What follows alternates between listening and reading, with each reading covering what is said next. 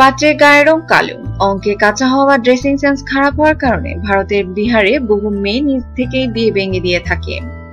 বিহারের বেঙ্গুসরা জেলার চক্কা গ্রামে সম্প্রতি ফের সেই ঘটনার পুনরাবৃত্তি ঘটেছে। এলাকারই এক যুবকের সঙ্গে মেয়ের বিয়ে ঠিক করেছিল বাড়ির লোক। বিয়ের রাতে ব্যান্ড পার্টি বাজিয়ে মেয়ের বাড়িতে হাজির হয় বড় বরযাত্রী। সব ঠিকঠাকই চলছিল, কিন্তু ছাতনার তলায় বরকে দেখে বেঁকে বসেন কনে। বাড়ির লোকের চাপে বরমালা খানা পরিয়ে দিলেও বিয়ের বাকি আচার পালন করবে না বলে জেদ করে সে। এই বিয়ে সে কিছুতেই করবে না বলে বাড়ির লোককেও জানিয়ে দেয়।